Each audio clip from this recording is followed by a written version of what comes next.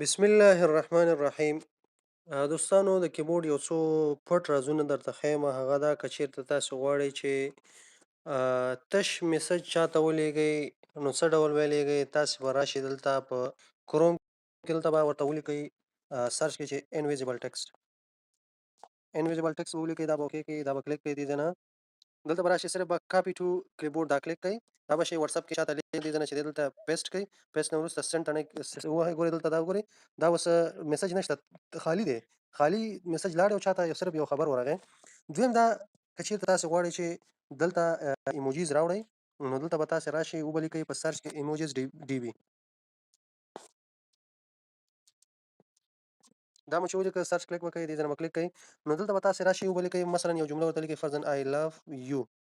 دا مو ولیکه، سرچ باندې کلیک کړئ. دلته تاسو ته مختلف قسمه میسج درکوي د ایموجیز. مثلا زه دغه چې دی دا کاپي کوم، کلیک مې صرف وکړ، کاپي مې کړ. دلته راځو، دا سینډ کوم یو چاته، دې ځای نه کلیک کړه آی لف یو. دا به راشي. همدارنګه که چېرته غواړئ چې یو جمله ډېر ځل تکرار کړئ، تاسو به راشئ دلته کروم کې به ولیکئ چې ټکس ریپیټر.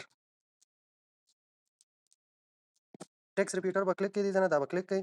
کله مو چې کلیک کړ، دلته به ورته خپله جمله ولیکئ. فرض مثال ولیکئ چې زه درسره مینه لرم. دا دې ولیکه. لاندې به دلته راشئ، څومره تکرار غواړئ. فرض مثال زه وایم چې دا دې 100 ځل ماته تکرار شي. ریپیټ ټکس باندې به کلیک وکړئ. ګورئ دلته دا جمله چې دا مکمل تکرار راغله ټوله. تاسې وګورئ، هغه عین هم اخره کې ورسره اضافه شوی. دلته کاپي باندې کلیک کړئ. کاپي نه وروسته دا راوړئ، پیسټ یې کړئ. کله مو چې پیسټ کړه، سینډ باندې کلیک وکړئ. دا به چې 100 پیرې دا میسج څنګه شو؟ تکرار شو. که چېرته تاسو غواړئ چې ځینې سټایلش لیکنې راوړئ، نو تاسې به هغې دپاره په کروم کې ولیکئ سرچ کې فینسي ټکسټ جنریټر. دا به ولیکئ. دې ځای کې به راشئ، تاسې به مثلا یو لیکل ورته لیکئ. فرضاً زه لیکم چې فهیم. فهیم یې ولیکه. اوس دلته دا لیکنې ګورئ، تاسو ته ټول مختلف قسمه نومونه راغلل. کوم نوم مو چې خوښېږي هغې باندې کلیک وکړئ او هغه راواخلئ. مثلا زه راځم دا نوم، دا به سلیکټ کړو. سلیکشن نه وروسته کاپي، کاپي نه وروسته که دا ته یوزر نیم کې لیکې، د آی ډي نوم ته ورکړې، هر ځای کې لیکې. ګورئ په دې ډول سټایلش نوم شو، دا دلته راغی. بل چې د سمال ټکسټ که چېرته تاسې کوچني لیکل کوئ، نو دې ځای نه به ورته ولیکئ چې سمال ټکسټ جنریټر. دا مو کلیک کړه، دا به کلیک کړئ. دې نه وروسته راشئ، دلته ورته ولیکئ مثلا زه لیکم فهیم.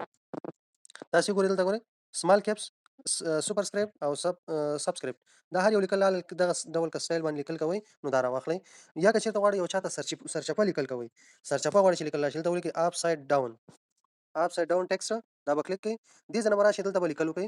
مثلا زه لیکم فهیم. فهیم مې ولیکه. تاسې لاندې ګورئ دا لیکل سرچپه راغله. دا کاپي کړئ. کاپي نه وروسته چې کوم دی دا سینډ کوئ یو چاته، دې ځای نه کلیک کړئ، پیسټ یې کړئ. لیکل ګورئ دا سرچپه راغله فهیم. آیا کله مو تر اوسه پورې دا سرچپه میسج یا لیکل کړي دي؟ نو که چېرته یې چاته کوئ، په دې طریقه وکړئ. بل که چېرته تاسو غواړئ د ځینې عکسونه د ایموجیز کې جوړ کړئ، نو دلته به ولیکئ چې ایموجي آرت. دا به کلیک کړئ. دې ځای نه به کلیک کړئ. دلته تیار ځینې عکسونه دي د ایموجیز په واسطه جوړ شوي دي. ایموجیز تاسې وګورئ، دغه عکسونه دي تیار جوړ دي. دلته لاندې راځو، زه به یو عکس راواخلم. مثلا زه دا عکس راخلم، دا شاور مې راواخیسته. دغه عکس زه غواړم چې یو چاته زه سینډ کړم. دې ځای نه کلیک کړه، پیسټ یې کړه، شاور. ګوره د شاور عکس راغی. نو دغه یو څو اووه دانې مهم ټریکونه وو. هیله ده چې پوه شوي ورباندې. نو ویډیو لایک کړئ، د ملګرو سره یې شیر کړئ او دغسې معلوماتي ویډیوګانو لپاره زموږ یوټیوب چینل سبسکرایب کړئ. مننه، خوشحاله اوسئ. السلام علیکم.